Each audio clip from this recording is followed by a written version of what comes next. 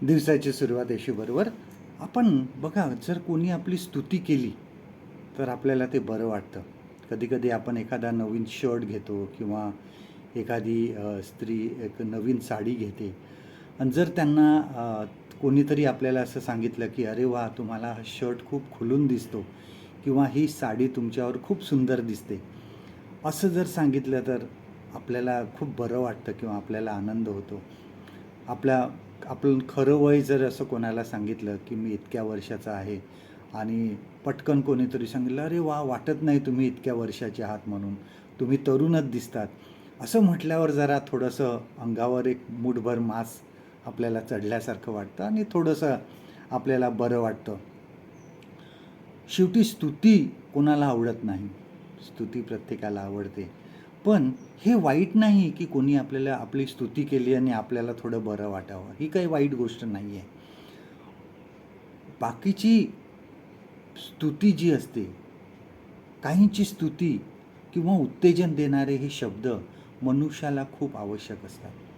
बघा, कोणीतरी उत्तेजन द्यावं, एखादं चांगलं काम केलं, आपल्याला कोणीतरी सांगितलं, "वाह! शाबाश!" तर आपल्याला ते बरं वाटतं जरा आणि पुढे काम करायलासुद्धा आपल्याला प्रेरणा मिळते आणि आपल्याला आनंद होतो. पण त्याचबरोबर आपल्यात आपल्यात पण ही वृत्ती पाहिजे, की आपण इतरांची स्तुती करायला पाहिजे. आपण इतरांना उत्तेजन द्यायला पाहिजे. आपण इतरांच्या कामाबद्दल तरी सुद्धा त्यांची स्तुती करायला पाहिजे.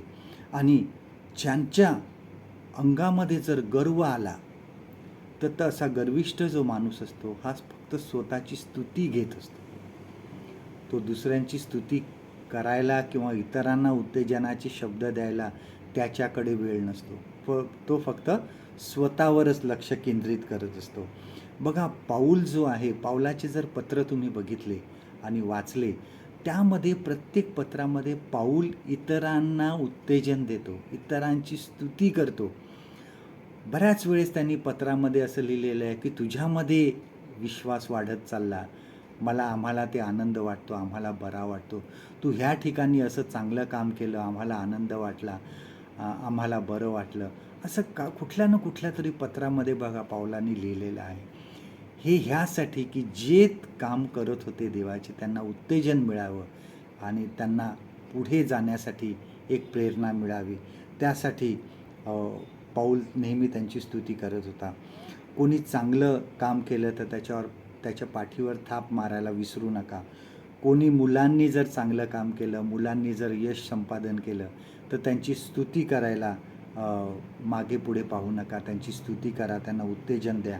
कोणी संकटाच्या काळामध्ये इतरांना मदत केली, त्या कामाबद्दल त्याची स्तुती करा. त्याचे आभार माना किंवा त्याला उत्तेजन द्या, की खूप तू चांगलं काम केलेलं आहेस. त्याला धन्यवाद द्यायला विसरू नका. त्याचबरोबर ह्यासाठी देवाला धन्यवाद देण्यासाठी विसरू नका. देवाला आनंदी करा आणि इतरांनासुद्धा आनंदी करा. लक्षात घ्या, स्तुती जी आहे ही सर्वांसमोर करा, परंतु टीका करायची असेल तर ती एकट्याला करा किंवा एखाद्याची चूक दाखवायची असेल ती त्या एकट्याला दाखवा. आजचं देवाचं वचन आपल्यासाठी हे आहे. फिलिप्पीकरास पत्र ह्याचा 2 अध्याय 3 वचन. फिलिपियन्स चॅप्टर 2 अँड वर्स 3.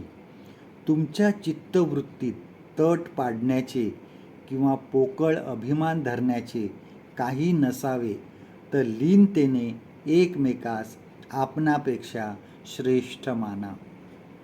परमेश्वर करो आजचा दिवस तुमचा आशीर्वादित करो.